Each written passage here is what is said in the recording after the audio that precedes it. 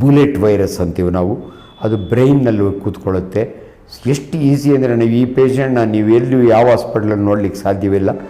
Isolation hospital, ಸಾಂಕ್ರಾಮಿಕ ರೋಗಗಳ ಆಸ್ಪತ್ರೆ ಓಲ್ಡ್ ಮಡ್ರಾಸ್ ರೋಡಲ್ಲಿದೆ. ಅಂಥ ಕಡೆ ಇಂಥ ಪೇಷಂಟ್ಗಳನ್ನ ಅಡ್ಮಿಟ್ ಮಾಡ್ತಾರೆ. ಅದಕ್ಕೆ ಡ್ರಗ್ ಇಲ್ಲ. ಬಟ್ ICU ಟ್ರೀಟ್ಮೆಂಟ್ನೊಳಗೆ ಇದುವರೆಗೂ 4 ಪೇಷಂಟು ಉಳ್ಕೊಂಡಿದ್ದಾರೆ ಅನ್ನೋ ಒಂದು ರಿಪೋರ್ಟ್ ಇದೆ. ಸೊ ICU ಟ್ರೀಟ್ಮೆಂಟ್ನಿಂದ, ರೇಬಿಸ್ ಟ್ರೀಟ್ಮೆಂಟಿಂದ ಅಲ್ಲ. ಸೊ ಅದರಿಂದ ನ್ಯೂರಲಾಜಿಕಲ್ ಪ್ರಾಬ್ಲಮ್, ಕೆಲವರಿಗೆ ಪ್ಯಾರಾಲಿಸಿಸ್ ಆಗಿರುತ್ತೆ, ಕೆಲವರಿಗೆ ಕೈಕಾಲು ಬಿದ್ದೋಗಿರುತ್ತೆ. ಆದ್ದರಿಂದ ಈ ವೈರಸ್ಸು ಬ್ರೈನ್ನಿಂದ ಬರುವಂಥ ಕಾಯಿಲೆ. ಆದ್ದರಿಂದ ದಯವಿಟ್ಟು ಯಾವುದೇ ಪ್ರಾಣಿ ಇಲ್ಲಿ ಕಚ್ಚಿದ್ರೆ ಹಂಗಾಗುತ್ತೆ ಡಾಕ್ಟ್ರೆ, ಹೆದರ್ಕೋಬೇಡಿ. ಭಾಳ ಜನ ಒಂದು TT ತೊಗೊಂಡ್ರೆ ಸಾಕು ಅಂತೀವಿ ನಾವು, ಟೆಟನಸ್ ಟಾಕ್ಸೈಡ್ ತೊಗೊಳ್ಳಿ ಅಂತೀವಿ. ಬಟ್ ಡೆಫಿನೆಟ್ಲಿ ಯಾವುದೇ ಪ್ರಾಣಿ ಕಚ್ಚಿದ್ರು ಕೂಡ ತೊಗೊಳೋದ್ರಿಂದ ತೊಂದರೆ ಏನಿಲ್ಲ. ಯಾಕಂದರೆ ಆ ಇಂಜೆಕ್ಷನಿಗೆ ದುಡ್ಡು ಹೋಗುತ್ತೆ ಹೊರತು ನಿಮಗೆ ಸೈಡ್ ಎಫೆಕ್ಟ್ ಆಗಲ್ಲ. ಆದ್ದರಿಂದ ರೇಬೀಸ್ ಇದುವರೆಗೂ is A incurable disease, viral disease. ಇದು ತಲತಲಾಂತರದಿಂದ ಈಗಲ್ಲ, ಪ್ಯಾಸ್ಚರ್ ಕಾಲದಿಂದಲೂ ಇದೆ. ಲೂಯಿಸ್ ಪ್ಯಾಸ್ಚರ್ ಆ್ಯಕ್ಚುಲಿ ಆ ಪುಣ್ಯಾತ್ಮನೇ ಇದಕ್ಕೆ ವ್ಯಾನ್ಸಿನ್ ಕಂಡು ಹಿಡಿದವನು. ಇದು ಇವತ್ತಿನ ಕಾಯಿಲೆ ಇಲ್ಲ, ಪ್ರಾಣಿಗಳಲ್ಲಿ ಬಂದಿದೆ.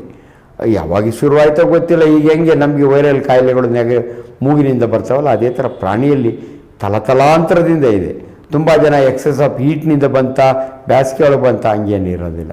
ಏನಂದರೆ ಹಳ್ಳಿಗಳಲ್ಲಿ ಬೀದಿ ನಾಯಿಗಳು ಇರ್ತವೆ. ನಾನು ಇನ್ನೂ ನೆನಪಿದೆ, ಚಿಕ್ಕ ಹುಡುಗ ನನ್ನ ಅಮ್ಮನಿಗೆ ನಾಯಿ ಕಚ್ಚಿತ್ತು, ಬೆದೆ ನಾಯಿ ಅನ್ನೋರು. ಹುಲ್ಕೀಡವಾಗಿ ಒಮೆಯಿಂದ ಕಚ್ಚಿತ್ತು. ನನ್ನಮ್ಮ ಆಗಿನ ಕಾಲದಲ್ಲಿ ಬೆಂಗಳೂರಿನಲ್ಲಿ ಬಂದು KC ಜನರಲ್ ನನ್ನ ರಿಲೇಟಿವ್ಸ್ ಮನೆಯಲ್ಲಿ ಉಳ್ಕೊಂಡು ಒಕ್ಕಳ ಸುತ್ತು 14 ಇಂಜೆಕ್ಷನ್ ತೊಗೊಂಡಿದ್ರು ನನ್ನ ತಾಯಿ. ಸೊ ಅದರಿಂದ ಇನ್ಫ್ಯಾಕ್ಟ್ ಹಳ್ಳಿಗಳ ಕಡೆ ಈ ಹಿಸ್ಟ್ರಿ ಇರುತ್ತೆ. ಆದ್ದರಿಂದ ಅದರೊಳಗಾಗಿ ಮನುಷ್ಯನಿಗೆ ರೇಬೀಸ್ ಬಂದು ಅವನ ಜೊಲ್ಲಿನಲ್ಲೂ ಕೂಡ ರೇಬೀಸ್ ಇರುತ್ತೆ. ದಯವಿಟ್ಟು ಅಂಥ ಪೇಷಂಟ್ನ ಮನೆಯಲ್ಲಿ ಇಟ್ಕೊಳ್ಳೋಂಗಿಲ್ಲ. ಅವರು ಕೂಡ ಕಚ್ಚಬೋದು. ಅವರು ಕೂಡ ಅವ್ರ ಜೊಲ್ಲು ಕೂಡ ನೀವು ಸೇವೆ ಮಾಡೋವಾಗೆ ಆ ಜೊಲ್ಲು ನಿಮ್ಮ ಕೈಗೆ ಏನಾದರೂ ಹತ್ತಿದರೆ, ನಿಮ್ಮ ಕೈನ ಗಾಯ ಇದ್ದರೆ ನಿಮಗೆ ರೇಬೀಸ್ ಬರ್ಬೋದು. ಆದ್ದರಿಂದ ಹುಚ್ಚು ನಾಯಿ ರೇಗಿದಂಥ ಮನುಷ್ಯ ಬದುಕೋದಿಲ್ಲ, ಒಂದು ಸತ್ತೋಗ್ತಾನೆ. ಬಟ್ ನೀವು ನೋಡ್ಕೊಳ್ಳೋರು ಭಾಳ ಕೇರ್ಫುಲ್ಲಾಗಿ ಗ್ಲೌಸ್ ಹಾಕ್ಕೊಂಡು ಅವ್ರನ್ನೆಲ್ಲ ನೋಡಬೇಕು. ನೀವು ಮನೆಯಲ್ಲಿ ನೋಡ್ಕೊಳ್ಳೋಕ್ಕಾಗಲ್ಲ, ಹಾಸ್ಪಿಟ್ಲಾಗ ಅಡ್ಮಿಟ್ ಮಾಡಬೇಕು. ಅಲ್ಲಿನ ಸ್ಟಾಫಿಗೆ ಮುನ್ನೆಚ್ಚರಿಕೆ ಇಂಜೆಕ್ಷನ್ ಕೊಟ್ಟಿರ್ತಾರೆ. ಅಂಥವ್ರಿಗೆ ಮಾತ್ರ ನಾಯಿ ಕಡಿದಿದ್ರು ಇಂಜೆಕ್ಷನ್ ಕೊಡೋದು ಹಾಸ್ಪಿಟ್ಲಾಗಿರೋ ಸ್ಟಾಫ್ಗೆ.